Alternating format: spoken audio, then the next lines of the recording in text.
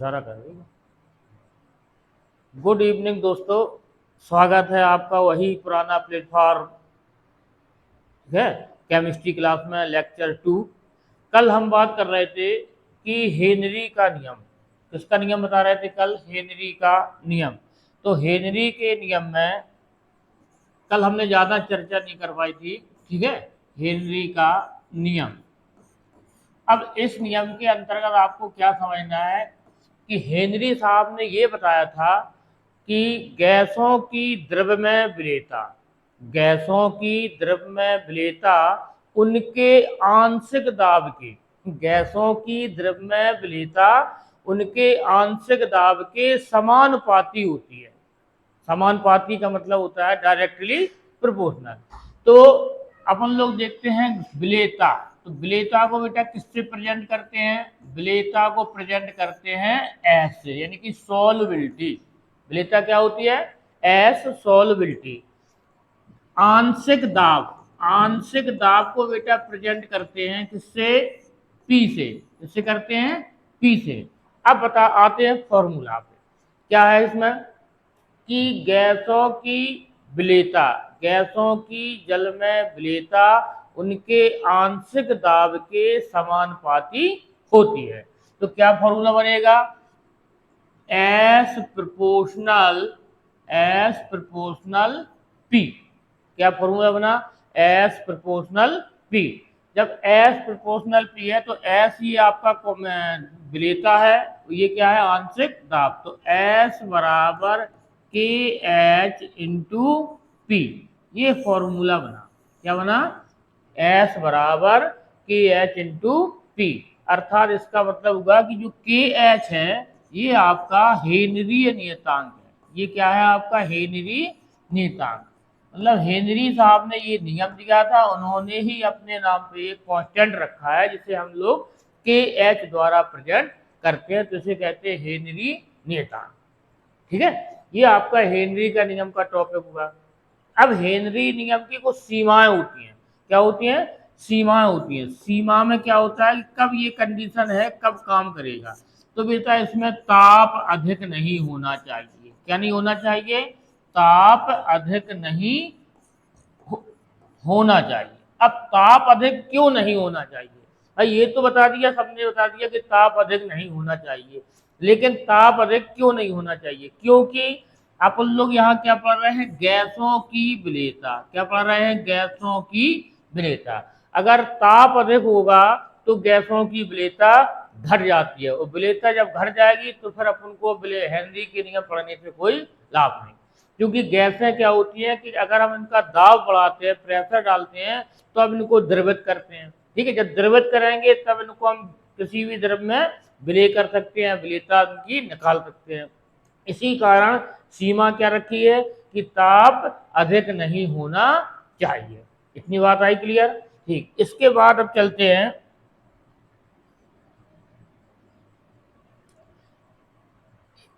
इसके बाद अब चलते हैं अणुसंख गुणधर्म, विलयनों के अणुसंख गुणधर्म। ये क्या होते हैं? अणुसंख गुणधर्म। तो जैसा कि आप लोग समझते हैं ना कि गुण तो प्रॉपर्टी होती है, सबको पता है गुण क्या होता है, लेकिन अणुसंख क्या है? प्रत्येक विलयनों के गुण अलग अलग होते हैं, ठीक है। अणुसंख गुणधर्म का डेफिनेशन होगी कि विलयनों के ऐसे गुण, विलयनों के ऐसे गुण जो विलय के कणों की संख्या या उनके मोल प्रवाह पर निर्भर करते हैं, उसे हम अणुसंख गुणधर्म कहते हैं। क्या कंडीशन बनेगी? कहाँ निर्भर करते हैं गुणसंख? ये निर्भर करते हैं बेटा या तो मूल प्रवाह पर निर्भर करेंगे, मूल प्रवाह या मूल फ्रैक्शन या मूल अंश। पहली बात तो ये मूल प्रवाह पर निर्भर करते हैं, ठीक है। दूसरा क्या है? दूसरी कंडीशन आपकी ये बनेगी कि ये विलय के कणों की संख्या पर निर्भर करते हैं, विलय के कणों की संख्या पर निर्भर करते हैं। इनको हम कहते हैं अणुसंख गुणधर्म। तो विलयनों के वे गुण, डेफिनेशन क्या हुई? विलयनों के वे गुण जो विलय के कणों की संख्या या उसके मूल प्रवाज पर, किस पर, मूल प्रवाज पर निर्भर करते हैं, तो हम उन्हें कहते हैं अनुषंग गुणधर्म। ये बेटा कौन कौन से होते हैं? नंबर 1 परासरण तथा परासरण दाब, परासरण तथा परासरण दाब, ठीक है। दूसरा बेटा होता है क्वथनांक का उन्नयन, क्वथनांक का उन्नयन, ठीक है। इसके बाद तीसरा होता है आपका बेटा हिमांक का अवनमन। क्या होता है? हिमांक का अवनमन। इसके बाद चौथा होता है बाष्प दाब अवनमन। क्या होता है चौथा? बाष्प दाब अवनमन। ये आपके 4 अनुषंग गुणधर्म हैं। इसी को बेटा कहते हैं राउल्ट का नियम। क्या कहते हैं? राउल्ट का नियम। ये आपके 4 गुण हैं, प्रॉपर्टीज हैं, ये अनुषंग गुणधर्म के अंतर्गत आती हैं। कौन कौन सी प्रॉपर्टी है?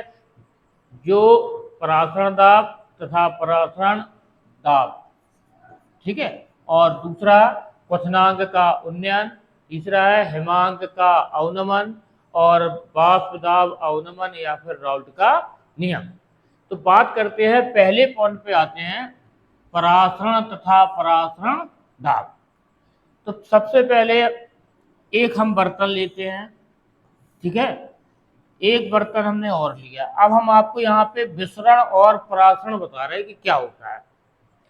दोनों में हमने बेटा जल भर दिया, दोनों विलयनों में क्या भर दिया? जल भर दिया, ठीक। इसमें भी हमने कोई विलेय पदार्थ भर दिया और उसमें एक पतली सी झिल्ली लगा दी। इस झिल्ली को बेटा कहते हैं पार्चमेंट झिल्ली। क्या कहते हैं? पार्चमेंट झिल्ली, ठीक है। अर्धपारगम झिल्ली भी कहते हैं कुछ लोग इसको, ठीक है, पार्चमेंट झिल्ली। अब विसरण और परासरण में इसमें हमने कोई भी विलयन भर दिया। क्या भर दिया? विलयन भर दिया, ठीक है। अब क्या बात होती है कि अगर हम यहाँ पे, कहाँ पे, इस बर्तन की तली में, इस बर्तन की तली में यदि हम यहाँ से थोड़ा सा कट कर दें, बर्तन की नली में थोड़ा सा कट कर दें या थोड़ा सा छेद कर दें, तो आप सभी जानते होंगे पानी यहाँ से सीधा बाहर निकल जाएगा, निकल जाएगा। अब पानी को बाहर निकलने में ना तो कोई माध्यम की आवश्यकता है, ना उससे कहना कि मे आई कम इन सर या मे आई कम इन वाटर, ठीक है, कुछ नहीं करना। केवल यहाँ हल्का सा हम लोग छेद करते हैं कि सारा का सारा पानी बाहर निकल जाता है। तो इस क्रिया को कहते हैं हम लोग विसरण। इस क्रिया को बेटा क्या कहेंगे? विसरण। विसरण में क्या होता है? गैसों या द्रवों का, विसरण की परिभाषा क्या होगी? गैसों या द्रवों का स्वतः प्रवाह होना, गैसों या द्रवों का स्वतः प्रवाह होना विसरण कहलाता है, ठीक है। क्लियर हो गई बात। अब बात करते हैं हम लोग परासरण की। तो परासरण में क्या करना है? परासरण में हमने क्या किया कि अर्धपारगम झिल्ली लगा करके हमने यहाँ पे क्या भर दिया? कोई विलयन भर दिया। तो अर्धपारगम झिल्ली क्या करती है कि विलेय के कणों को यहाँ से आने के लिए रोकती है। क्या करती है? विलेय के कणों को यहाँ से निकलने के लिए रोकती है। जब रोकेगी, ठीक है, तो क्या होता है, कुछ छोटे छोटे कण होंगे वो इधर आ जाएंगे। जब रोकती है तो विलयन के जो कण होते हैं वो इस पर, झिल्ली पर दाब डालते हैं, यानी प्रेशर डालते हैं। तो इसको हम कहते हैं परासरण दाब। क्या कहते हैं? परासरण दाब। दूसरी परिभाषा देखिए, तनु विलयनों का सांद्र विलयन की ओर, तनु विलयनों का सांद्र विलयन की ओर अर्धपारगम झिल्ली में से होकर निकलना परासरण कहलाता है। क्या कहलाता है? परासरण। तनु विलयनों का सांद्र विलयन की ओर, तनु विलयनों का सांद्र विलयन की ओर अर्धपारगम झिल्ली में से होकर निकलना या गुजरना क्या कहलाता है? परासरण कहलाता है, ठीक है ना। ठीक। इसके बाद आते हैं परासरण दाब। तो अर्धपारगम झिल्ली पर ये जो दाब उत्पन्न होता है, अर्धपारगम झिल्ली पर जो दाब उत्पन्न होगा, इस दाब की नाप को परासरण दाब कहते हैं। क्या कहते हैं? परासरण दाब कहते हैं। इस दाब की माप को परासरण दाब कहते हैं। ठीक है ना, ये आपका हो गया परासरण दाब। अब बात करते हैं कि परासरण दाब के नियम, यानी कि परासरण दाब का फॉर्मूला क्या होगा, कैसे परासरण दाब ज्ञात करते हैं। ठीक है, तो परासरण दाब के फॉर्मूला ज्ञात करने के लिए एक हुए थे कौन, वान हाफ। कौन हुए थे, वान हाफ। ठीक है, इन्होंने बेटा क्या किया था वान हाफ ने, कि 11th में आपने पढ़ा होगा वायल तथा चार्ल्स के नियम। क्या पढ़ा होगा, वायल, ठीक है ना, तथा चार्ल्स के नियम। वायल तथा चार्ल्स के नियम इन्होंने बेटा किसके लिए दिए थे, ये दिए थे इन्होंने गैसों के लिए। किसके लिए दिए थे, गैसों के लिए। वायल तथा चार्ल्स के नियम गैसों के लिए दिए गए थे। ठीक है, तो इन्हीं वायल और चार्ल्स के नियम के आधार पर तनु विलयनों के लिए, किसके लिए, तनु विलयनों के लिए, तनु विलयनों के लिए वान हाफ ने एक समीकरण दिया है, उसे कहते हैं वान हाफ समीकरण। क्या होता है, पी वी बराबर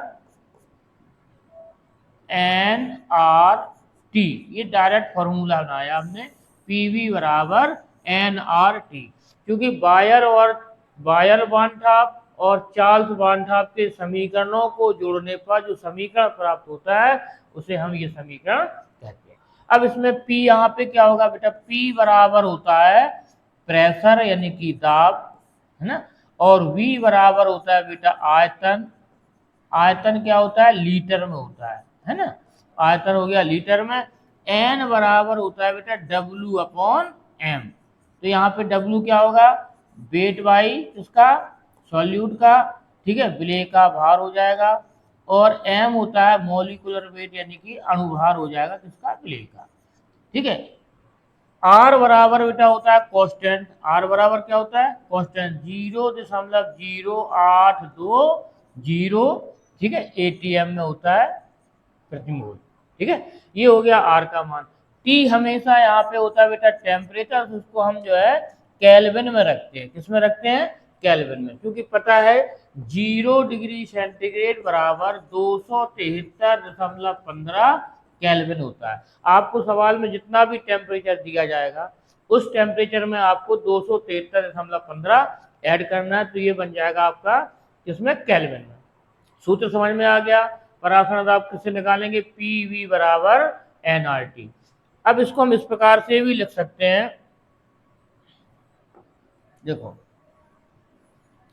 इसको कैसे लिख सकते हैं, पी वी बराबर एन आर टी, तो पी वी बराबर एन आर टी, ये फॉर्मूला है। हम इसको ऐसे ही लिख सकते हैं, P बराबर n upon V into R into T. पिछली क्लास में आपने बताई थी हमने सांद्रता, C बराबर होता है एन अपॉन वी। सी क्या है यहाँ पे, सांद्रता। सी क्या होती है, सांद्रता होती है। जब सांद्रता होती है तो C बराबर क्या होता है, एन अपॉन वी। तो क्या लिखेंगे, P बराबर सी आर टी। एक फॉर्मूला आपका ये बचा। ये कब लगाते हैं फॉर्मूला, जब जो है न्यूमेरिकल में आपके में विलेय की सांद्रता दी हो, विलयन में सांद्रता देने पर आप लोग प्राप्त करेंगे P बराबर सी आर टी। इतना हो गया। इसके बाद अब बात करते हैं क्वथनांक का उन्नयन। किसकी बात करते हैं, क्वथनांक का उन्नयन। तो सबसे पहले तो ये बात आती है क्वथनांक क्या होता है। जब क्वथनांक पता होगा तो हम लोग बताएंगे, बात करेंगे क्वथनांक का उन्नयन क्या होता है ना। तो पहले हमें ये पता होना चाहिए क्वथनांक क्या होता है, ठीक है ना। चलिए भाई क्वथनांक के बारे में देखते हैं पहले। क्वथनांक, क्वथनांक को बेटा कहते हैं बॉइलिंग पॉइंट। क्या कहते हैं, बॉइलिंग पॉइंट। ठीक है, पहले सिंपल परवा था। मान लीजिए ये आपका एक बर्तन है, ये आपका एक हमने लिया बर्तन, ठीक है।